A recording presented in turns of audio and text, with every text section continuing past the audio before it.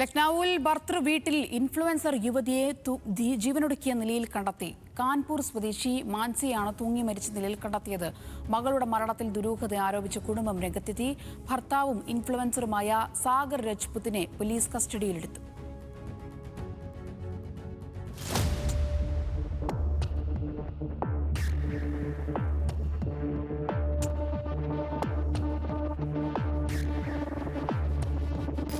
Model തുഷാ ശർമ്മയുടെ മരണവുമായി ബന്ധപ്പെട്ട ദുരൂഹതകൾ നീങ്ങുന്നതിന് മുൻപെയാണ് ലക്നൌവിൽ നിന്നും മറ്റൊരു ദാരുണ സംഭവം കൂടി പുറത്തുവരുന്നത്.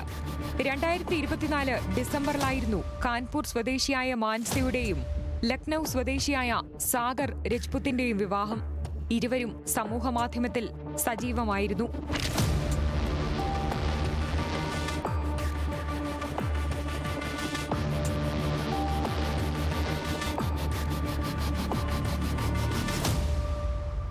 മകളുടെ സന്തോഷകരമായ ജീവിതം സ്വപ്നം കണ്ട മാതാപിതാക്കൾ തങ്ങളുടെ സമ്പാദ്യമെല്ലാം ചേർത്തുവെച്ച് 7 ലക്ഷം രൂപയും ആഭരണങ്ങളും വീട്ടുപകരണങ്ങളും സ്ത്രീധനമായി നൽകി.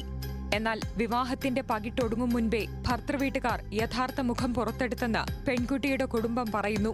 സ്ത്രീധനം പോരെന്നും ഒരാഡംബരക്കാർ കൂടി വേണമെന്നുമായിരുന്നു രജ്പുത്തിന്റെ കുടുംബത്തിന്റെ ആവശ്യം. ഇതിന്റെ പേരിൽ കടുത്ത മാനസിക ശാരീരിക പീഡനങ്ങൾ പെൺകുട്ടി ഏറ്റുവാങ്ങേണ്ടി വന്നുവെന്നും കുടുംബം ആരോപിക്കുന്നു.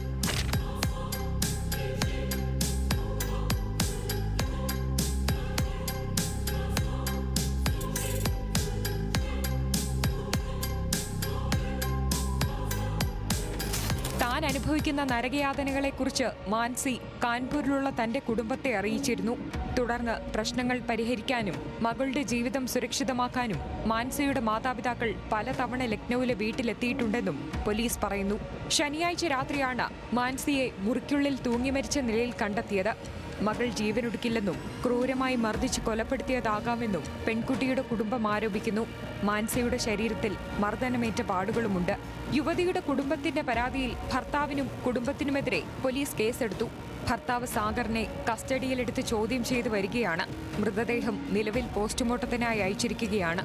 മരണകാരണം വ്യക്തമാക്കുന്ന മെഡിക്കൽ റിപ്പോർട്ട് പുറത്തുവരുന്നതോടെ കേസിൽ കൂടുതൽ അറസ്റ്റ് ഉണ്ടാകുമെന്നും പോലീസ് അറിയിച്ചു.